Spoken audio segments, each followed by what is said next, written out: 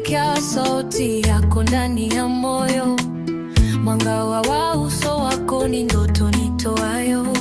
I see your smile breaking through the rain, you're my calm in every hurricane. Tucheze giza likilemewa, umeteka moyo wangu siwezi kuacha. Forever's a melody we softly hum, in your arms my chaos becomes calm.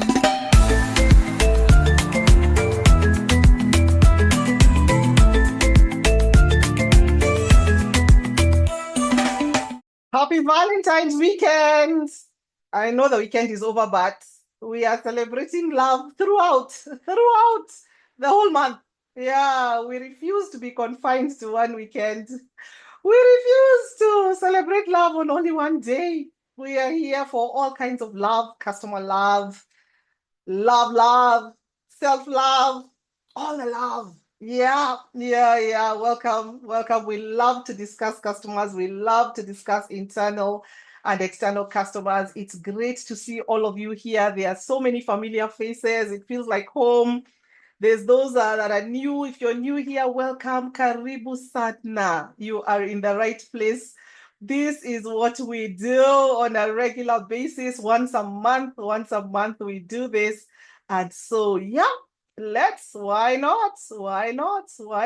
Why shouldn't we kick into our agenda for today? Our Feb webinar is about relationships. Yep. This is what we want to discuss today.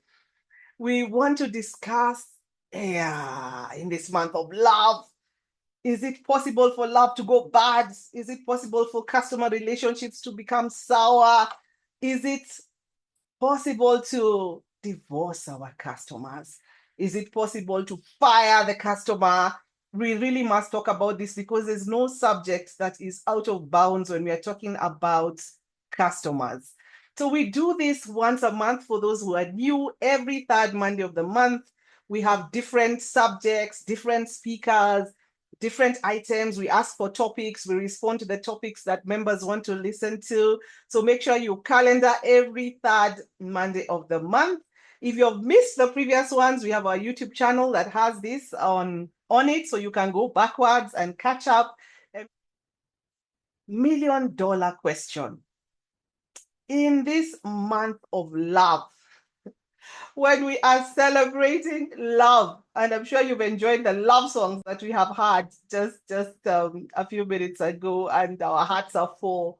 Is it possible to have heartbreak? Is it possible to just say enough is enough? And when is enough enough? Like really, when is enough enough? When is enough enough? Yeah. Does it reach a point where we say, okay, it's a wrap? It's been real. In our day-to-day relationships, we separate from employers who are toxic. We separate from relationships that are toxic. How about the customer? That's our agenda today, and we will kick into it. We'll dive into it, and then we shall have a discussion. So I hope you can see my screen.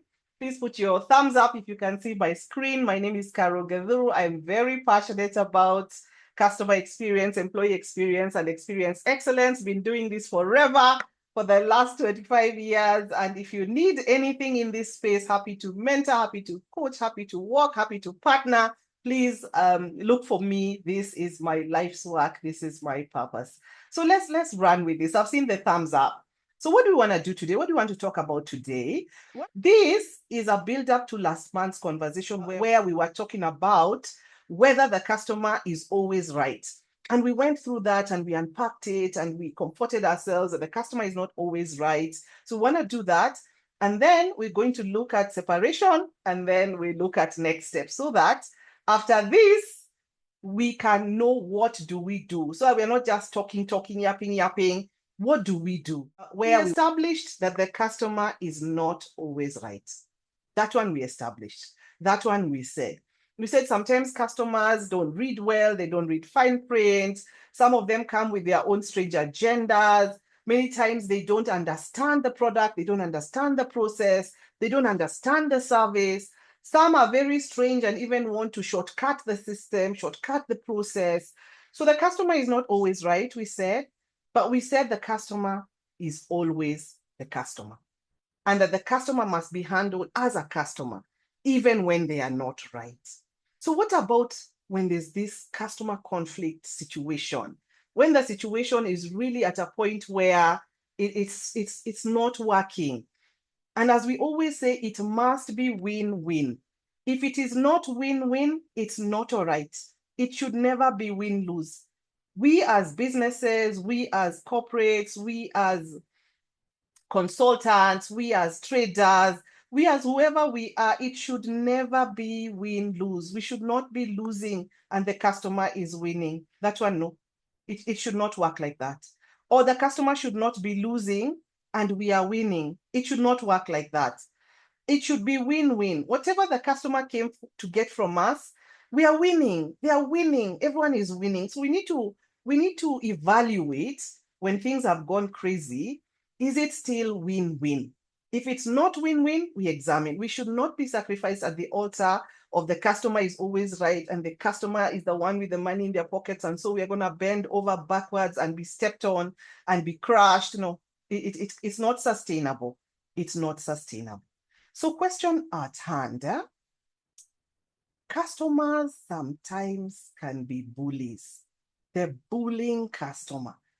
The customer can actually bully you excessively, bully your staff, bully your team, bully whoever is working for you, bully your partners, bullying. The bullying customer. I'm sure you have experienced a customer that's just a bully, a customer that has set out to create pain, a toxic, a customer that is spewing toxicity. They are there, they exist, we will not lie. We have experienced them. So please share in the chat what kind of manifestation exists with regards to customer bullying. Like, what kind of bullying do customers do? What have you experienced? What have you come across when the customer is bullying and is a bully? Please share in the chat 1 or 2 examples, and then we can pick it up from there. What have you experienced as bullying from a customer or heard about, and you thought, this is bullying. The customer is bullying here. Yeah, please let's share in the chats. Waiting to see your thoughts. That customer, it's a customer situation, because last time we talked about situations and not labeling the customer. Yeah, where the customer it's a bullying situation. What have you come across? What have you come across? Yes, Sarah, abusive. Yes, Moses, arrogant. Yes, it is possible to come across customers that are highly abusive, customers that are arrogant. That is true. Keep them coming. Let's take one more and then we discuss this. Yeah, Dan. Yes, Dan. A customer has total disregard of your time, your service time. The customer is just wasting your time, and you can see they are wasting your time. They're total waste of time. Yes, D, putting you on social media with the wrong information, putting you on social media and accusing you falsely, putting you on social media and trying to twist and manipulate things. It happens. It happens. So, dear ones, what do we do? We've said what it is. What do we do? Like, what do we do? Because this is real. It's real. What do we do? Here are more examples. So many more. We may not have captured these ones, and we may have captured them. Let's just go through them. One is physically abusive, like physically. You've seen customers who are holding your shirt, holding the soldier, threatening you. Some people have even been beaten by customers. Can you imagine that the customer is so angry that they are physically abusive and abuse you? You've talked about verbal abuse. They are spewing all kinds of unprintables and palatable terms. That one. Continuously unreasonable demands. Unreasonable. This is way over. You've even tried to go over and above the call of duty. Customer is just demanding. And remember, it must be win-win. We can't be in a situation where the customer is just winning and we are losing. No. There's the threats. Customer is a threat, always threatening. I will do, I will post you, I will shame you, I'll take you forward, I'll get you cancelled, I will report you, I will just threatening. They are those ones too. You have come across them. What about the ones who are continuously flouting payment terms? Why?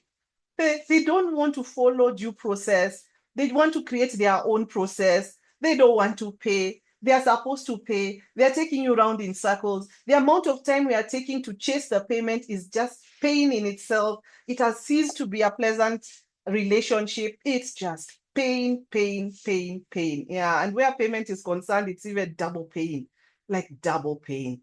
Then they're the ones who are consistently disobeying the regulations. Yeah, these are the guidelines. Like, why have you come when we are closed? Why do you want service overnight and we don't do overnight and we have said?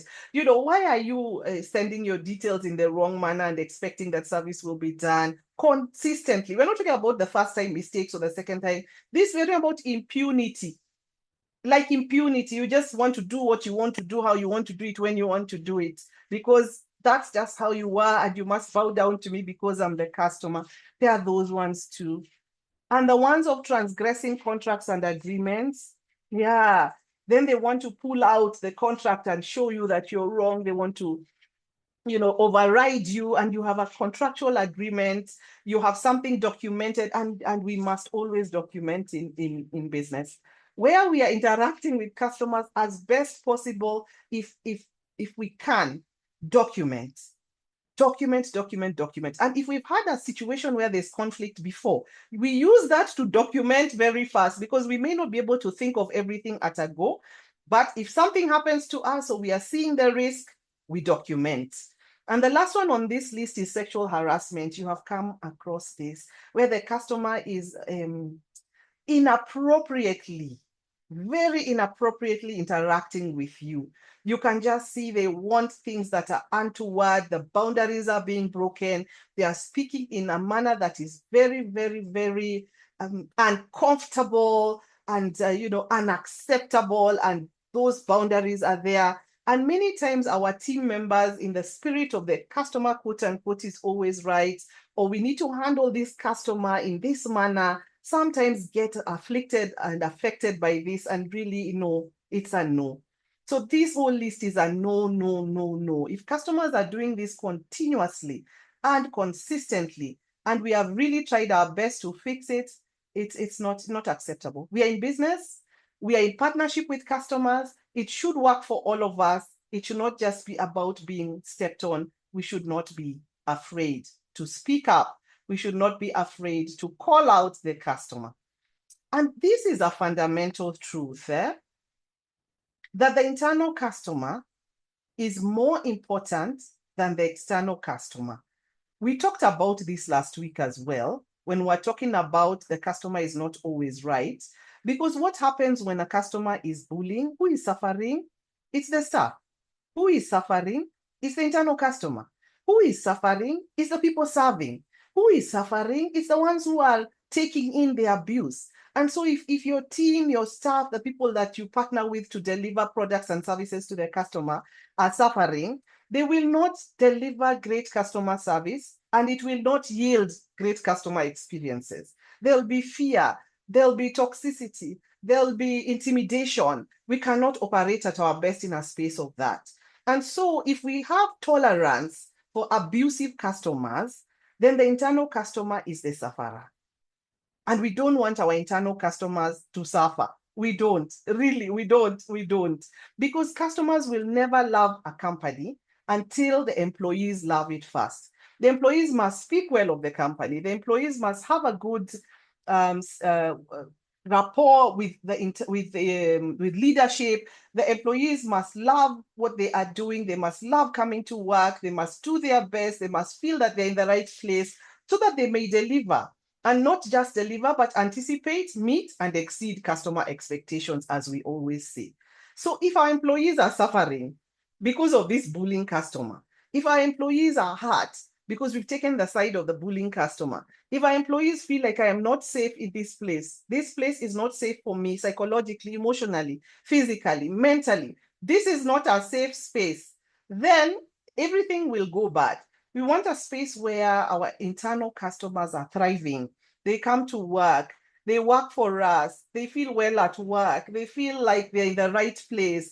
They want to be able to do what is right, to weather the storm even when the storm has come, to be able to handle challenging customer situations because they feel that the employer, they feel like the business has their back and will be able to defend them when it is time to defend them. We need to create this. We need to create psychologically safe workplaces. We need to create psychologically safe businesses for our internal customers. That is a non-negotiable. Employee experience is a non-negotiable, and it starts with leadership. Everything rises and falls on the shoulders of leadership. We must create this, really, we must. So now I am sure you are wondering, okay, so we've said all these things, they sound good, but qua ground, what next? What next? What next? Customer has shown up. They are doing these things we have talked about here. They are so unreasonable. They are threatening. They don't want to pay. They are disobeying the regulations and guidelines put in place. They are not adhering to the contractual terms. They are abusing physically. They are abusing sexually. They are abusing emotionally. They are abusing verbally, all these things. So what next? What next? What next is this? For sure, as the sun rises in the east and sets in the west, we need to let go of toxic people. We do. That is the truth, the whole truth, and nothing but the truth. We just must let go of toxic people. Letting go of toxic people is not an act of cruelty. You're not cruel. You're not the bad one here. Sometimes people say you need to be the bigger one here. Until when? Until when? You'll be the bigger one, you will die. You will die of emotional turmoil. It's an act of self-care. We must care for ourselves. We must care for the business.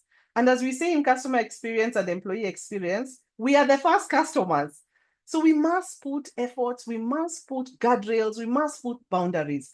So when despite and in spite of every effort, and last time we talked about these efforts, you remember the LEARN framework, we talked about making every effort to handle a customer situation gone bad, to handle service failure. We have tried, we have tried, we have tried, we have tried. Divorce them. Divorce the customer. Fire them. Fire the customer. Imagine it is possible. Do it. Do it. Do it for self-preservation. Do it for preservation of your business. Do it for preservation of your staff. Do it for sustainability, because our businesses must be sustainable. It is okay to separate from customers who cross the boundaries of decency.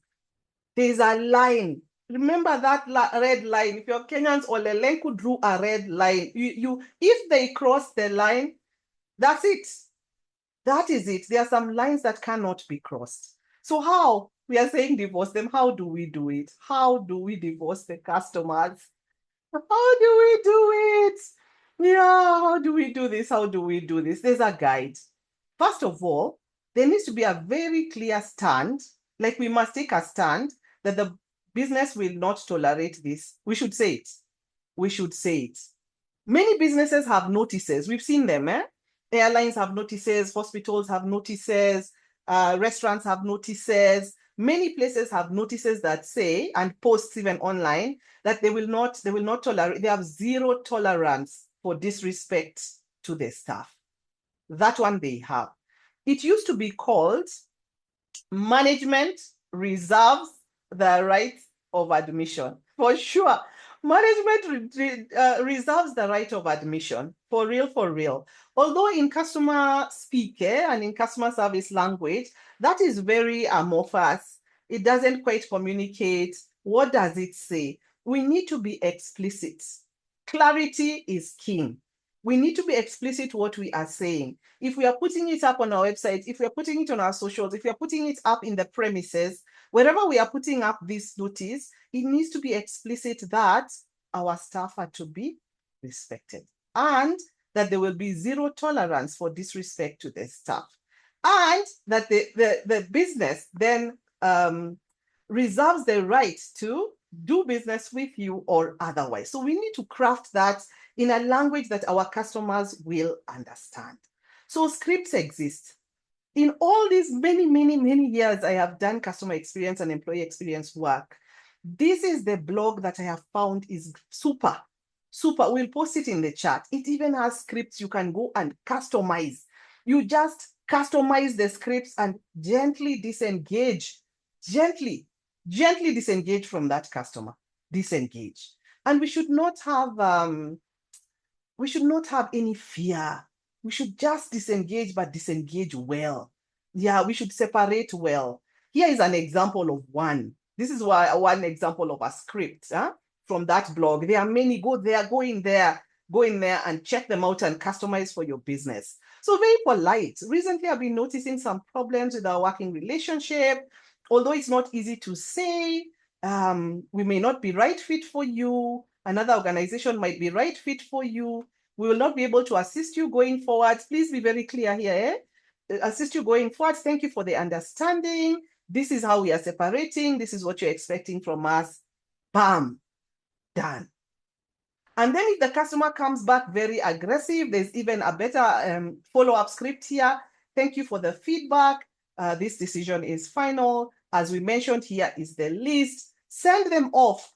Please send the customers off to please help them. Kill the customer with kindness.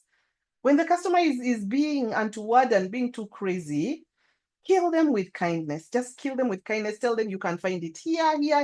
Here is a list of other service providers. In short, we are saying bye-bye, be gone, but we are saying it with customer service language. As we said last time, and we continue to say all the time, we are never, ever compromising on these three things: courtesy, dignity, and respect. So even as we separate from the customer who can have triggered us to no end, because a customer can trigger you, like really trigger you, we will not depart from courtesy, dignity, and respect. Look at this conversation. It's very polite. It's a divorce. This is a divorce. Yeah, we want great relationships with our customers. We don't want those situationships and textationships and all those ships. There are so many ships nowadays, people don't even know whether they are going. They are entanglement ships. They are all ships. We want holistic, wholesome relationships with customers. And a holistic, wholesome relationship, as you and I know it, means that even in conflict, disrespect is never served at the table. If I'm in conflict with my children, if I'm in conflict with my loved one, if I'm in conflict at work, disrespect should never be on the table. It's a no-go zone. We should not sit on tables where disrespect is being served. We need to have boundaries. We need to be able to call it out. And for our customers, for sure, we should not be afraid. Sometimes we tolerate chaos, absolute chaos, and absolute toxicity from customers because we are afraid to lose the customer. Fear is not our portion. If you are doing your work well, if you have great customer service that leads to great customer experiences, if you are handling your internal customers so well that they are delivering with such grace and with such excellence, if your product is fabulous, if you're constantly listening to the voice of the customer and innovating all the time, taking in feedback, innovating, polishing up, your products are great, your processes are great, your people management are great, all those three, what is the fear? What is the fear that you must tolerate absolute toxicity? It's a no. Fear is not our portion. We refuse it, and we refuse it, and we refuse it. Abundance mentality is our portion. And our experience of divorcing customers and firing them, I kid you not what happens. The customer starts refusing to go. That you have so nicely and politely and with courtesy, dignity, and respect told me, no, thank you very much.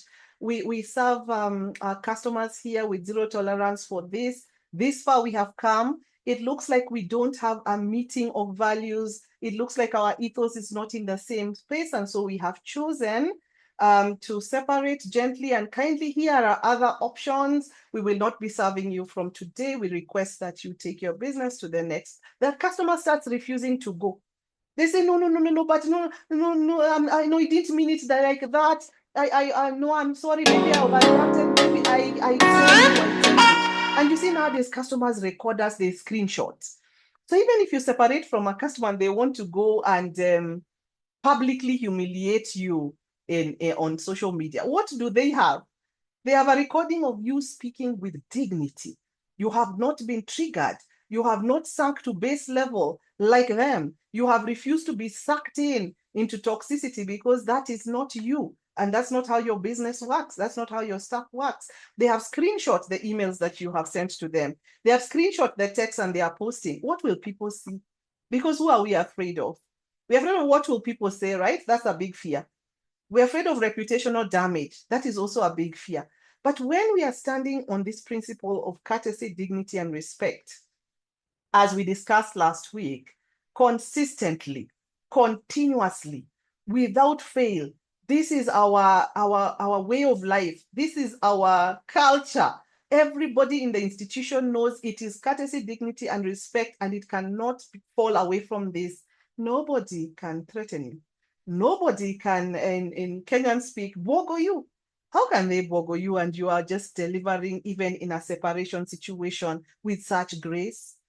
And we say that customer experience must be great before, when we are pulling people in, during, when we are engaging with them, and after. After is usually after sales service and handling them, and after is also during separation. During separation, we must separate well. And so, yes, it is possible to go and ditch the customer. It is possible to say no. It is possible to put a boundary in place. It is possible to have win-win. That one is win for us internally. That one is win for the customer, because why are they keeping, have you wondered about customers? Why are they keeping on coming and complaining? See, if you don't like Simuachan, why are you always complaining this one, this one, this? Simuachan, you always tell people Simuachan. Why are you complaining on and can coming? It means you're not happy, you're not unhappy. Why are you coming? You just want to complain. There's another emotional need there. It's not that you don't like the service or you don't like the product. Otherwise, you'd have stepped the way customers step and go away. So what is that we need to resolve in there that is manifesting in this manner that is so unpleasant, so unpleasant? So we should not be afraid. We can fire the customer. We can divorce them. We can cause them to leave us in peace. The self-care is what we are preaching. Customer experience is hard on a normal platform. It is difficult to handle people. It is difficult to deliver good service. It is not easy. It calls for us to be very highly emotionally intelligent. It does all the time. It's hardship. It's hard to manage. So imagine on top of that, then now taking in all of this madness. No, we must care for ourselves. It's not being cruel to the customer. It is caring for ourselves. So yes, fire them, divorce them, show them the door, and separate from them. For sure, for sure. And as we say in customer experience, experiences don't happen by default, great ones. They happen by design, intentional design. So what are we talking about intentional design in this space of wanting to separate? It means that we have looked at the situation, we have weighed it, we are not reacting, we are responding, and we already have in advance a customer separation SOP. We have a customer separation script. We have a customer separation guides. We have a customer separation, this is how we do it. So that when the time comes, we don't flip and tell the customer, be gone. In fact, the trigger. No. When you think about a risk in advance, and risk management professionals will tell you this, then we risk plan. We plan to either adapt or to mitigate. And here we think about what is adaptation in this space, what is mitigation in this space, and how will we do it when the time arrives. So when the time arrives, we are not running all over the place feeling frantic, We are not running all over the place wondering what to do. We are not wondering what to do. We have already pre-planned that if service failure recovery, if a customer conflict situation, if a complaint situation shows up and we are totally unable to resolve it because the customer is bullying and the customer is out of order, this is exactly what we are going to do. And we'll be very calm about it. Because when you are prepared, when your preparation is the key. We used to sing that when we were young. Preparation is the key. Preparation is the key. Preparation is truly the key. And when we prepare, we share with everyone. So we are leaders here, we are leading, but we need to share with everyone so that everyone knows this is what we do. So that I'm not saying one thing and then my team member has gone and said another thing. And so therefore, that is our discussion today. Our take home, even if this is the month of love, and we are talking about customer love and love our customers, and we love them because we really do. Where would we be without customers? But we are saying that indeed the love must be holistic love. It must be love that empowers. It must be love that is wholesome. It must be love that is win-win. If the customer love is not like that, we are not in business. We are not in business. And so that is our discussion roundtable for today. We want to take in any questions, any comments, any reflections, any sharing that you have on this very dicey matter of separating from customers that is not easy, but it can be done, and it can be done successfully. If we can separate from relationships where it's a matter of high chemistry and high hearts and high all of these things, and we separate well, and people are still even friends after they separate, they can be civil, they can reach ground civility. It's called ground civility, where you are civil to one another, even if you have separated, if it can be done at such high stakes, because those are high stakes. In business, it can surely be done. We just need to switch our mentality that the customer is not always right. The customer has the possibility to transcend and transgress boundaries, and we shall not be here for that. Yeah. So over to you. Any questions, any suggestions, any reflections? Yes, Sarah, we see your hand up. Unmute, go ahead and ask. Hi, Carol. Thank you so much for the insights on the customer not always being right. And indeed, it's possible to separate in a dignified manner. But my question is, even in a divorce, you find some couples divorced 10 years back, and then you hear they got back together and even remarried. So are there situations where you can say, okay, you separated with this client, or you are in the process of wanting to start that process, and then are there some circumstances that can make you change your mind and say, okay, let's give them a second chance, or even they exited the relationship and then you reconsider? So yes. I've heard your question loud and clear. It is possible because you have talked about how people even get back together. What causes people to get back together? It means that the transgressor, it means that the person who is on the wrong, it means that the person who has gone and done this completely untoward thing. And you remember, we have been trying. It's not at first bang we are divorcing. We have tried to make right. We have tried to make good. We have tried to fix it. We have tried to use the land framework. We have tried to fix it, and it's not working. And now it's time to say bye. If the transgressor comes back and shows remorse, if they come back and they regret what they have done, if they are taking responsibility and making amends and trying to make it right, and we talk about, I'm about to talk about the 5 languages of apology, and they work even at work and in business. The 5 languages of apology, they have the 5 R's in them. Regret, that the customer is showing regret. Responsibility, that the customer is showing responsibility. Regret, I am sorry. Responsibility, I was wrong. There is the R for restitution. I want to make good. This is how I'm going to make it right. The repentance, I will not do this again. I know I will just not do this again. And the last one is requesting for forgiveness. Do forgive me for having done 1, 2, 3. So if the customer, the other party, is showing apology in whichever way people show apology, and those are the different ways, then we can have a discussion around the table, of course, and bring them back. Yeah, we can bring them back. We surely can. So let's listen to the other party and come. Remember here, we are divorcing them because they are consistently transgressing.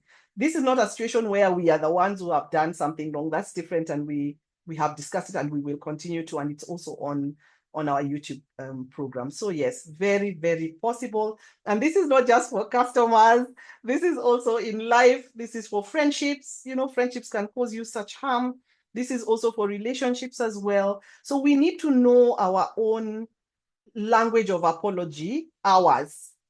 And we need to know the other party's language of apology, so that when I am wrong, I am not apologizing to you in my language and it's not landing. Because for many people, their language is, say, restitution, and maybe your language is regret. So restitution, the customer or the partner or the loved one is waiting for, this is what I want to do to make it right. They're waiting for that. You are in regret. I am sorry, I was wrong, I was like that. So we need to know and understand other people's apology languages so that we are not using ours. Yeah. Some people really want you to ask for forgiveness, and maybe that's not your language. You are used to maybe the person repenting and saying, I will never do this again. You just want to hear those words, I'm sorry, and I'll never do this again. And the person is waiting for you to ask for forgiveness. So even as we try to patch back together, because it is important to patch back together in business and in life, we need to know and understand the 5 languages of apology and use them at work, use them in business, and also use them for our loved ones. Thank you for that question, Sarah. You can see it has unlocked many things. Very nice. Yeah. Any other questions, reflections for our subject today? It's a heavy one, but we are powering forwards with it. All right. If we don't have any questions, if we don't have any reflections, we will send you, as usual, the link to this recording, the YouTube link, the link to our WhatsApp platform where we discuss things, customer experience, customer service, once a week, employee experience. You can join. It's on the chat. Join us there. Ask any questions. We are here to answer them. There's a host of experts on that group, just all kinds of customer and employee experience experts who are so ready to respond to your questions, to respond to your curiosities. Make sure you tell us the kind of topics that you want to hear so that we can bring them to you and we can power along together. We are changing this world. We are such a big believer that we are able to change this world. Yeah. And Africa is the heart of experience excellence. It bothers me to no end that we are lagging behind. Africans, we are the people that have the great hospitality. We love customers. We love guests. We are warm. We dignify them. When a visitor comes, it is a blessing. It is all of these things. Like, how are we lagging behind? We refuse. You and I are going to change customer and employee experience, one customer at a time, one employee at a time. Africa will never be the dark continent of customer experience and employee experience. Let's do this together. We do this once a month. Karibuni sana. We want to leave you there and see you in a month's time on the 3rd Monday of March. So see you all. Thank you for coming. If you have questions that come to you later, type them in the WhatsApp platform and we shall respond to them. So thanks all. Be blessed and see you. See you. Yes, Moses, have a customer separation SOP. Well done. Your take home is well noted. So see you all and enjoy the month of love. Enjoy it. Enjoy it. Yeah. Thank you so much. Thank you, Kemi, for your words. Thank you all. Bye.